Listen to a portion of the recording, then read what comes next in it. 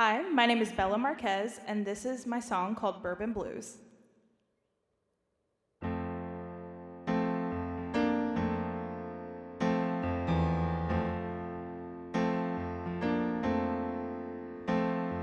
I grew up with wine flying way more often than pigs.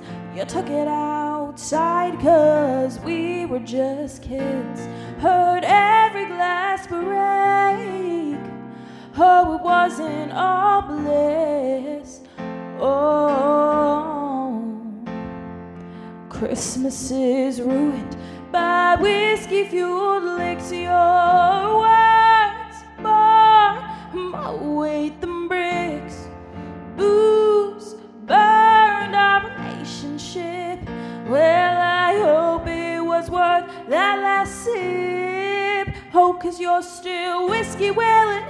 You're falling in that beer. You're still sangria sobbing. Your mind's never clear for the rest of your days. You'll have a tonic and tears. You're still Peter planning. You're crying in that wine. You're still Grey Goose grieving, pretending everything's fine for the rest of your days. This addiction you'll praise, you choose to use. I've got the bourbon blues. Oh, Mama was always trying her very best to clean up after your chaotic mess with a smile on her face, but I could only see regrets. Oh,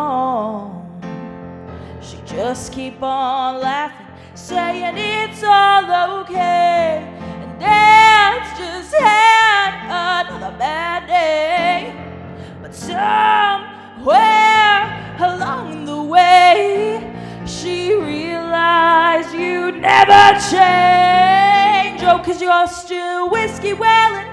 You're falling in that beer. You're still sangria sobbing. Your mind's never clear for the rest of your days. You'll have a tonic and tears. You're still Peter planning. You're crying in that wine. You're still Grey Goose grieving, pretending everything's fine for the rest of your days. This addiction you'll praise, you choose to use. I've got the bourbon blues. Whoa, I can't see how this ends with joy or peace or anything sweet. Now I'm on my knees, oh, praying that all of your cravings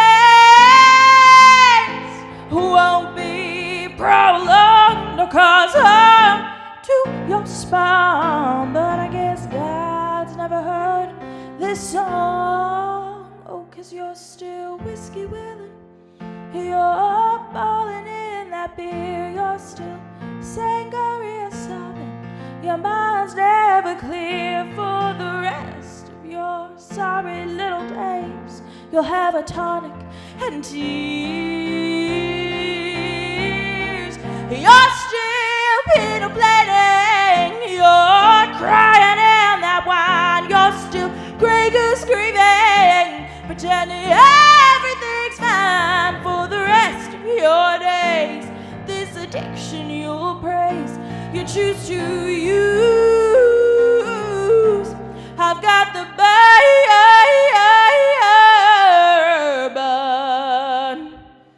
blues.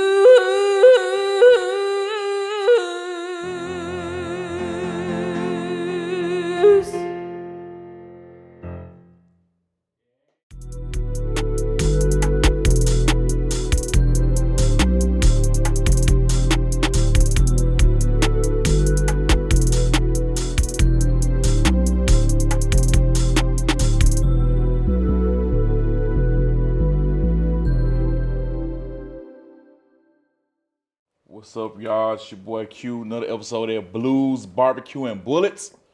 We have a special guest who performed a really great song that matches the show, Bourbon Blues. We got Miss Bella Marquez. Hello. Thank you so Alright. much for having me. Thank you so much for coming. Thank you for that beautiful song. You know, thank Blues, you. Barbecue, and Bullets, and just the aspect of it. And you switching the tones and it just filled this room up. It made it feel Thank so you. much love Thank in this you. room for that song for sure. What was kind of how you feel about the amazing performance? You feeling? I feel good. I feel good. I feel like the vocal one. Well, I'm always about the vocal. Yeah, yeah. Uh-huh. So I feel like it went well. I love performing that song. So That's good. it's one of my favorites. I've sung it so many times now, and I've never once got bored of it or tired of performing it. It's never been old for me. So. Yeah, what's the inspiration behind that song, Bourbon Blues? Yeah, well, so I went to Belmont. I just Okay. graduated last year. My emphasis, Congratulations. thank you. My emphasis was songwriting. So we were writing a bunch of stuff in class and journaling, and I was like, Bourbon Blues would be like a good name for a song, especially because like I tend to be more country leaning, especially I'm from Georgia, and so being in Nashville. And so I was like, what do I do with that? And so I was just like putting like Grey Goose Grieving, like liquors with like like sad words together, and I was like, there's definitely a story here, and so I just kind of like came up with this story of like this girl who maybe grew up around people who used alcohol a little too much, and I decided to kind of pair the sad undertone with this kind of like more upbeat song, and it just turned into what it is. I love that. Okay, gotcha. I love that. That's a good. Like I said, thank you for blessing us with that song. This song was great. I feel like I also like blues too, because I feel like for some reason like alcohol and blues just together as a song. Of course. So like feels so wholehearted and feels so right. Absolutely. Well, this is your first time coming on our show, and I would love to introduce my fan base to who you are. Absolutely, So I would love that. Oh yeah, I always like to kind of go back to the beginning, of your journey. So. You said you're originally from Georgia, right? What part of Georgia? Yeah, so I'm like 40 minutes outside of Atlanta. So Okay. I'm from, it's like the Grayson, Lawrenceville, Snellville area. It used to actually be like entirely farming. Really? Yeah, and then my dad and mom, when they moved there, they used to still have to like drive out of the county to get liquor and like, because my parents are Catholic. So it was a very interesting time. And then now it's evolved really to kind of be the greater metro Atlanta area. So it's really taken a shift in a cool direction. So, and that's where I never moved until college. So the house my parents are in now is the house that I was brought home to from the hospital as a baby, and I love that house. I have a deep admiration for my childhood home. That's cool. How are you as a child? Crazy. And my boyfriend's over there nodding his head because he's heard so many stories. I was just always, I think, creating. I think I was always drawing, writing, telling stories. I loved to like illustrate and like anything where I could like create Play-Doh, Barbie dolls, any kind of story thing where I could create my own story. That's what I was doing for sure. Oh my God, you said Play-Doh, real throwback. I love No, Play-Doh. I loved Play-Doh. Did you ever eat it? A couple times. A couple times, like you a kid, you make like a little pizza slice or something. Exactly. You are like, well, this ain't good, and right, and that's the whole saying, fun to play with, not to eat. that's what I'm saying. Oh my gosh, throwback. What was your favorite childhood memory you remember? Because you said you grew up in Georgia. So it's funny you say that, how you saying like the part of Georgia you're from is starting to become like the greater metro part of Atlanta. Yeah. I don't know how long you've been in Nashville, only a few years, but I've been in Nashville for like 14 years now. Wow. And that's how it was before. Like it was Right. kind of just like more former, a lot more land, and then you kind of see that now it's like Nashville is what it is now. Like the downtown area, like was not like that like Right. 10 years ago. Do you like the fact that it's kind of getting like that in the Georgia area, or you kind of? I do and don't. I mean, don't was just selfish reasons because, like, when I was a little girl, I remember it being so quiet around my house, and like, just like you could hear the cicadas and like all that kinds of stuff, and I loved that. And that was part of the appeal for my parents having that house because my dad works in the city, so he didn't want to also then live in the city with kids and dogs and pets and all that stuff. So, but I do really like. I always love the more people, the merrier, in my opinion. I do really love the diversity that comes in. Atlanta has so much good food, so much great music, like not just hip hop and R&B and like and jazz, which they have great scenes, but also like it's country, they have rock, like it pulls in so many different kinds of people. The film scenes become big in Atlanta, and so it's fun to like look on the TV and be like, oh my God, went there in high school. or like my little sister goes to a college in Atlanta that they film at a lot, and so she'll be like, oh my God, that's like the cafeteria. That's so cool. And so that's really cool to have those connections. So I think there's more positives than negatives for sure. Okay, well that's good. Well, I know you say you from Georgia. You always been creative as a kid, right? So when did you pick up like songwriting? So usually I hear some creatives say like they'll do something like as far as like I'll start by like loving to like write poems and write stories, and then it transitioned to, I picked up an instrument, in school, and then it picked up to I actually started singing. So when did you start to find your creative process and you wanted to start to, have that amazing voice you bless us with today on the show? Thank you. Yeah. Oh gosh, well I've been singing since I was 3. I think my mom used to take me to those little mommy me classes where my parents are big music people. They don't play at all. They are not musically inclined people, but they love music, and so I've been going to concerts with them for as long as I can remember. My mom loves country, my dad loves rock, and it was a really good mix. What's the one concert you remember the most as a kid? Oh gosh. I really honestly, one I remember a lot is Keith Urban. Oh, because okay, my that's mom loves Keith Urban, and she won a meet and greet. Oh, really? and she like but we couldn't go with her. So one of the employees of the like arena watched us while she went to meet Keith Urban. But that was like my first, I think, concert I remember, and I just remember seeing him like shred the guitar because he's an amazing guitar player. Sure. And I was like, I want to like do something like that. And I think that was the first time I was like, oh, I think I want to do this like for serious, like for real. And so I told my dad that, and I was like 8, and I was doing musical theater and stuff, and we really thought that was the route I was going to go. And then I told my dad, no, I want to be Taylor Swift. I want to be a pop star. I want to be Adele, because this was like the era of Adele. And so he was like, are you sure? And I was like, yeah. And he said, okay, well then you need to work for it. And he put me in vocal lessons. And he put me in School of Rock, and I didn't want to do it, but that's the greatest thing he's ever done for me, I think. School of Rock, like Jack Black, School of Rock? Yeah. That's cool. Have you seen the movie before? No, I've actually never seen it, and I need to. Gosh, Ellie, you gotta watch it. I know. It's such a good movie. I've heard that the music is really good too. Yes, I need to. Yes, okay. Yeah. That's cool. Shout out to Keith Urban, shout out to Dad for putting you in classes, and now we got this beautiful product. Okay. So you say you was around about 8 years old, and you saw a concert, you was like, Dad, I want to do this, and you went to School of Rock. What was the hardest transition about going to like actual vocal lessons than when you kind of just sing on your own? For sure. I think focusing on technique, because I think when you're that age, you're like, I'm singing and I'm having fun. But then once you start to hit puberty, especially when the voice changes, not as much for girls as it does for guys, but things are growing and stretching and changing, especially vocally. And so trying to navigate that and like learn technique, and my vocal teacher, she was like, this is how you belt without hurting yourself. This is how you use head voice. This is how you use your diaphragm. Like learning all this different terminology was very intimidating, I think, at first, especially to be like 9 or 10. But I'm very grateful for it, because then by the time I did get to Belmont, I felt very vocally prepared to learn even more because I had such a good foundation. But definitely the intimidation of all the proper technique, if you will. For sure. That's super cool. What was that? That's super cool that you recognize at an early age that it took a lot of hard work to get there, and the fact that it's so funny how life works sometimes, right? Yeah. You go through things when you're younger and you don't like, man, this is kind of hard, and then you go to a next chapter in your life and you realize that all the work you did before that you didn't understand kind of helped better prepares you for this next journey in life and transition. Absolutely. Which is Belmont. So what was that like going from Georgia and you going all the way to Tennessee to go to Belmont? Yeah, it was a big transition because I never moved.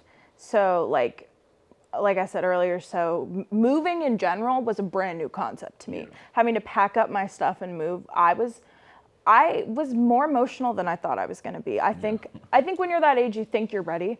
Yeah, for sure. You think you know everything, and you think Yeah, you're ready to leave. And now I'm 23, and I graduated college, and I know nothing. Yeah. But at that age, I was like, I know what I'm going to do. I'm going to get discovered in college. Yeah. There's like this ego that you have. And I think seeing my parents and especially my little sister leave, like after they dropped me off at Belmont, that was when I was like, oh no. Yeah, this is real. Yeah, and especially because my dad is from Cuba. And so my family is very close. Like we are visiting them at least once a month, my boyfriend and I. And he's also very close to my family, which I'm very blessed to have. But they're coming here, we're going there. We do trips together. Yeah. We'll go for the weekend just to see a concert in Atlanta. They'll come here to see a concert. But I think like realizing I wasn't gonna live with this like close family unit, that was really difficult for me to like process. I think at 18 to be like, oh, I'm not gonna have them physically here with me. Right. Like I kind of have to be an adult. Right. And that's a scary realization. Yeah. Now I tell people the same thing. It's funny you say that. Like I went to college too, and I was like, I'm so ready to leave. I'm ready to be on my own. And then like I think like maybe the first week or two, I was like having fun, and then one day I just got like super sad and emotional. And I was like, because you got to think for every day for 18 years you're seeing your parents, Right. and then you take a long stretch of not seeing them. It's like a big like shock. You're like, wait a minute. Mom, you're not around? Dad, you're not around? And have to drive 3 hours. How far is the drive from here to Georgia? It's like 4.5, 5 hours. That's not a bad drive. No, it's not bad. We're really lucky that we're close. I kind of purposely did that because when I was in school, my dad's dad, my grandfather, was still alive, but he had dementia since I was like 8. And so he had lived with us, and I knew he was kind of on his way out, and I refused to be far, because I was a part-time caregiver from like 8 until I graduated, and I did not want to be far in case something happened. And so he did pass when I was in college, but that was a big part of the reason. I was like, I want to be far enough that I have my own space, and I also loved Belmont. And I loved the music program, and that's what my major was, and that's what I wanted to do. But I wanted to be close enough that if something happened, I could be there within a day. Right. They had to catch a plane, right. Had to fly and do all that. You kind of down the street. Okay. All right, cool. And you said Belmont was a good school. I've been at Belmont a few times. They have a really good theater program. They do, yeah. Actually, theater production. My roommate, who's one of my best friends, she was my first friend at Belmont. She graduated as a theater major, and she's so talented, and it's a great program for sure. Yeah. Okay, awesome. We love you here in Nashville. So I did a little homework and stuff because I like to be a little prepared. When I come and have guests over. So I know that you speak very well for people who are living with disabilities, things like that. So what's kind of the you're just so brave for you to still be able to do music with everything going on. I don't want to mispronounce it. It's fibromyalgia. Yeah, correct. Perfect. Yeah, gotcha. You nailed it. Okay. Great. All right. So how old were you when you first kind of discovered that you were, diagnosed with it? Yeah, I was 17, which is really young. Normally, it's women in their 30s to 40s who are diagnosed. So I was like half that age. I was the youngest person at my doctor's office, at my rheumatologist's office by like 20 years.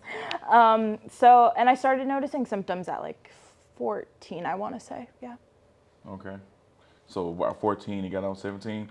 How did it, what was your thought process and how were you mentally when you kind of figured out that, what was wrong with you, coming to the realization that at this age, this may be something, because I'm not too sure what, what it is. So I'm just, just asking as well, because I'm not sure. No, yeah, and I love when people ask questions about it, because that's how people learn. For sure. And I'd rather people ask than assume, because then that never goes well. But yeah, so fibromyalgia, it's a musculoskeletal condition, and I kind of break it up into 4 main categories. So you have the more cognitive stuff, which is like brain fog, like the depression and anxiety that comes with being in a body that doesn't always agree with what your mind wants to do. You have the muscle spasms. You have more of, it also goes with cognitive, but more of the emotional stuff. And then the last one is, see, I'm totally blanking. This is the brain fog I'm talking about. But there's a lot.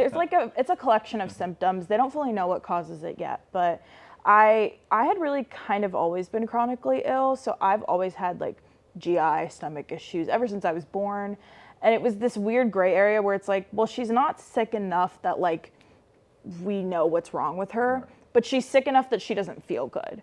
And so when I was 10, I was like almost declared medically anorexic. I was super thin. I like physically could not like keep food down. Like it would just it was immediately not staying in my system, so I wasn't getting nutrients. So I had to strip everything out of my diet, put everything back in, and I got diagnosed with IBS because they didn't know what else to tell me. And that's pretty common with fibro patients where they're like, we're just going to give you this because we don't know. And so that was kind of, I think, the first marker of like, there's something going on. And then as I grew older, I started to notice like my muscles, I'd be laying completely still and I could see my muscles, like my legs, like spazzing, but I wasn't controlling it. And I could feel how tired I was. That's the fourth one, fatigue. Like I have chronic fatigue syndrome too. And so just being so like tired, even if I hadn't done anything, like I woke up exhausted and I knew I was too young for that to happen. So in a way, being young almost kind of helped me realize there's something going on here that is not right. And I researched a lot because I was just that type of kid. I was a straight A student. I was like, if there's something's going on, I'm gonna look into it. And the only thing that made sense after all the testing I had done was fibro. And so at 17, I finally got diagnosed, which was honestly, it was sad for sure to know I had this chronic condition that's currently uncurable and you can only really manage symptoms. But I also at that point just felt more relief because I was like, okay, finally I kind of know what's going on. I can get help. Because at that point you're like, well, I'm already feeling the symptoms. I might as well know what it is so then I can know how to proceed. So kind of opened this new door for me. And then I was able to kind of enter the disabled community and advocate for other disabled people. And that was really, truly how I met my boyfriend of over 2 years is because we had so many mutual friends in the Belmont. I was the vice president of the Disabled Students Union, and we had so many mutual friends, and that was really kind of how we connected. And so it really has opened up this beautiful community to me that I really needed and clung on to in college. Yeah. That's really good. When you first kind of heard the diagnosis at 17, I'm pretty sure, you know, it could have been a little discouraging. But how did you pull it together and say, you know what, I'm not going to let this stop me from being the artist that I want to be? Like, Yeah. it's not going to stop me from blessing us with, you know, Bourbon Blues that you just sung a few minutes ago. You know what I mean? So, Right. like, how did that thought process go? Yeah, that's a great question. I think I was like, okay, well, step one is to get the medications that I need and, you know, get like stretch and like do the things I need to do. And I think I've just kind of always been that problem solving mind of like, okay, what are the next steps that we need to do? And I just wanted this dream so badly of like, I still want to sing. And now I kind of get to like represent like this whole new population of people that I think is very underrepresented in music and in media as a whole, and in really society as a whole. And so I kind of took that and I was like, I kind of almost took it as a new angle. And I was like, well, this is like something these are two things I really care about is music and like fighting for disabled and chronically ill people. And I was like, what if I mash those together? And so I think it was unexpected, but it was really kind of in a weird way an unexpected blessing. And I think that was how I really tried to look at it. And I think that's what really pushed me through until like I got to a more stable place and was like, okay, I can do both. Like there are days where I'm like, I can't, this is not the day for me to do. This is not the day for me to write a hit. But then there are days where I'm like, you know what, I'm feeling good today. Like, let me use this time wisely. And I think it teaches you a lot of lessons, especially when you're young. So That's awesome. I love to hear that. Yeah, I'm Thank happy. you. I'm happy you overcame that. Thank you. That's such a great inspiration story. Like I said, people think sometimes artists are, you know, perfect or, you know, you have such a Right. great voice, but then they be human too as well too. Right. And you have some days they're just better than others. And I always tell people when the days you just keep pushing through and keep doing it, you feel so much more better. That's true. Know, when the day ends. So I come and play a fun little game with you. Absolutely. Just a quick fire here. I'm gonna give you a couple of things. You just choose one of them. Okay. Kind of quick thinking. Absolutely. So we got here Georgia barbecue or Tennessee barbecue. I hate to say this, Tennessee barbecue. Okay, gotcha. All right. Studio or live stage? Oh, live. Live Need stage. the audience. Okay. Write along or collaborate? Ooh. I like writing alone. I'm just such an introvert in that way, Yeah. I think. Okay. One artist you would like to open for tomorrow? Alanis Morissette. Okay. Oh gosh, I love her. Okay. And then this is gonna be a hard one. Okay. Adele or Taylor Swift? Oh gosh. I love both of those, but for the vocal ability, I will say Adele. Adele. Okay. All right. That's pretty good one. You got an A+ on this one. I'm giving you a grade right here. Thank you. We'll get your grades at the end. Turning papers in. Okay. All right. Awesome. So now we're gonna get into our food segment here. I'm just curious. I love the grub. You can see I'm from Memphis. Us in Memphis, one thing we love some good food. So on this Absolutely. show, I always say barbecue. To me, it's really 3 categories. Right. Either you are a pulled pork gal, beef brisket, or rib gal. Which one are you? I'm a pulled pork gal. Pulled pork. Yeah. I love some pulled pork. I'm not gonna lie. How do you eat your pulled pork? You like it with slaw on it, sauce? I do everything on it. Colin will tell you, I put like 25 things on all of my stuff. Yeah. I put slaw, I put, if there's pickles, I'll do pickle. If there's onions, I will do everything. Yeah, okay. Well, I hope you came to grub because we got some good Absolutely. Some good old grubs. Make sure you guys stay tuned. We got some good old Edleys coming through, and we may or may not have some pulled pork. Oh? We may or may not know. My man Colin, come join us, get this good food in. Absolutely. Make sure you guys stay tuned in, guys. Time to get our grub on. Hey, y'all. This is Q from Blues Barbecue and Bullets. This episode right here is sponsored by Edleys Barbecue. If you're ever in the Nashville area, East Nashville, make sure you check out Edleys Barbecue, 5 Points on Woodland Street. Bella, Colin, you guys ready to grub on in? Absolutely. So ready. Let's see what they gave us today here. Absolutely. So like today, guys, we got the, oh my God, the Tri-Star platter. Wow. Like we got us some beef brisket here, some pulled chicken, and also some pulled pork. Oh. Also what else we got here today, guys? We got some, so me and him calling some mac and cheese here. I don't know if you're a mac and cheese guy. I know I am. Super good. We also got some baked beans as well too. You're gonna love these baked beans. Ooh, they look good. They're so good. And then of course, we got these collard greens, I believe. I've never had collard greens. Never. Oh. Yeah, ooh. He said, ooh. I've never had Oh my collard greens. gosh. Never in my life. So I guess you guys start off with something first. What do you want to try first, guys? Oh gosh. I want the pulled pork. That's what I want first. Try the pulled pork? Okay. Yeah.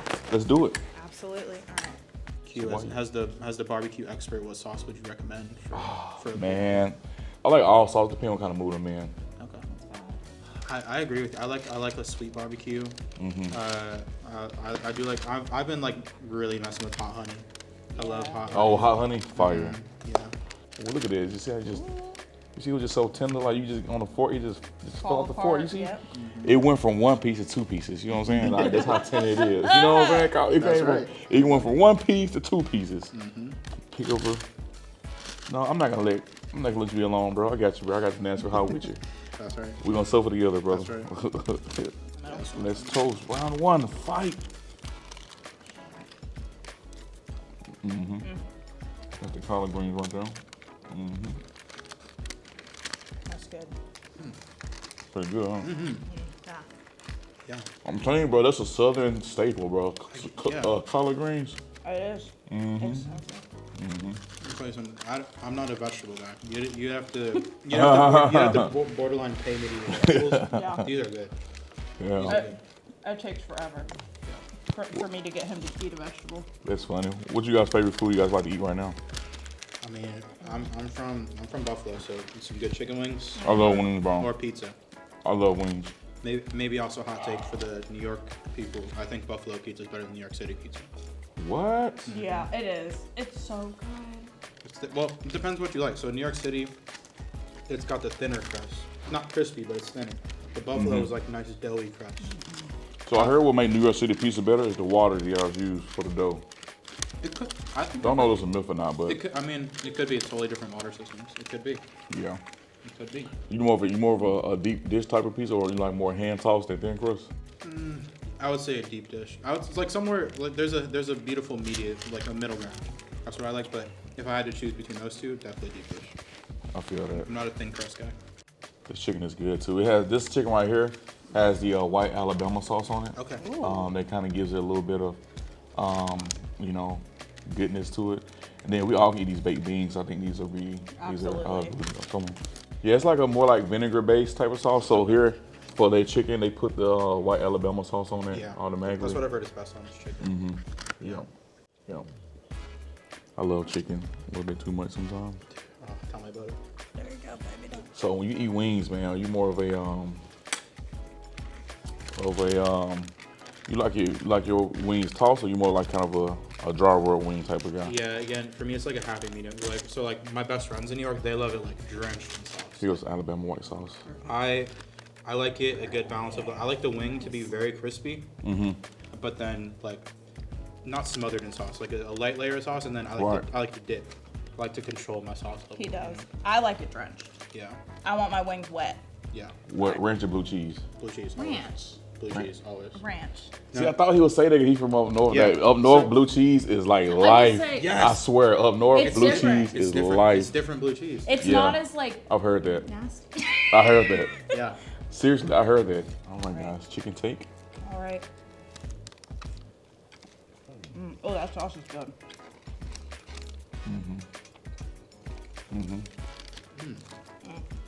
Some tender chicken right there. Yeah. I'm trying to say. This is really good. That's amazing. You talking about something tender? What you this beef brisket, bro? That's what I'm drooling over. I'm a brisket guy. I love brisket. Let's try some of this right here. This brisket. Oh, yeah. You guys get you a piece. See how tender it Ooh, is? it You see is what I'm saying? tender. It You is put falling- literally a fork in and there it and it just falls. fell apart. Like, it's crazy. Ooh, brisket guys, take Nice. 3.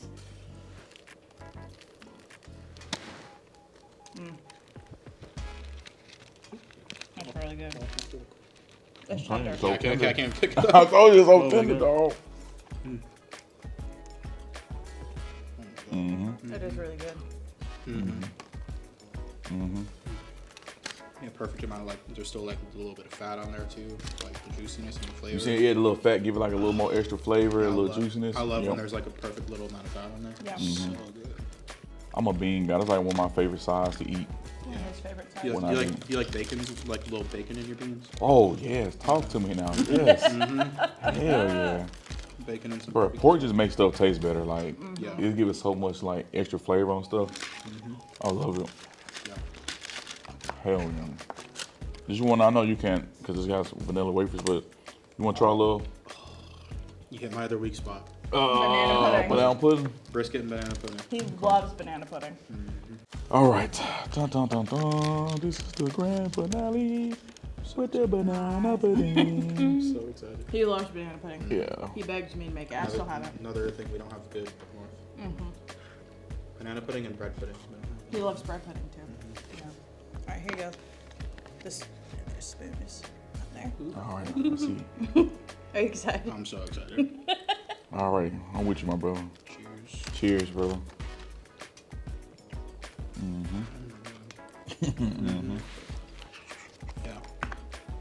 Yeah. Yep. Been sitting just around the right amount of time. The wafers are like a little soft. And so, Fire. This chicken might This is good. be better than the pork to me almost. yeah, This I chicken really is like so this. good. That was like the underdog there. I wasn't expecting. Tender, man. They turkey's really good too. Everything's Ellie. We love you, Ellie's. Everything's Ellie's is good. So if you ever guys in there, It's good. check out Ellie's. Get the menu A through Z. You won't be disappointed in nothing. Well, Bill, I appreciate you coming through and hanging out with us today and performing and things like that. And Thank you for having us. oh, of course, guys. You guys are great people. Thank you. What do you guys got? What do you got coming up that we should be on the lookout for? Oh gosh, well, my single, Bourbon Blues, is coming out. It looks like early to mid-June. Follow me at A Girl with a Cane on Instagram for the specific date, but keep an eye out for that. We have a show where I'm opening up for Colin's band actually at the Lucky Nut on July 11th, right? Mm-hmm. Is there anything else that I'm forgetting? That's it. I mean, we got got the single coming out, and then you can see both of us perform separately and That's together. true. And together. And together. July 11th at the Lucky Nut. Hell yeah. Okay. Well, thank you guys once again for stopping by to another great episode of Blues, Barbecue, and Bullets. This is your boy Q, y'all. We are out. I mean, definitely the writers' rounds is the way to go in Nashville. That's where you're gonna like start networking. That's where you're gonna make your community, right? Is like, because everyone at the writers' rounds, they're all looking for the same thing. They're all looking for a start. They're all looking for friends. They're all looking for, like that. That's where you start. That's step one. Go to a writers' round and just network from there. And you'll find producers. You'll find your people. That's where you start. Yeah, I think that's great advice. I would probably say the same, honestly. Yeah. I mean, I'm biased, but I loved Belmont. Yeah. Belmont was such a big catalyst for me, and so anything having to do with Belmont, even if it's just affiliated, I highly recommend. But yeah.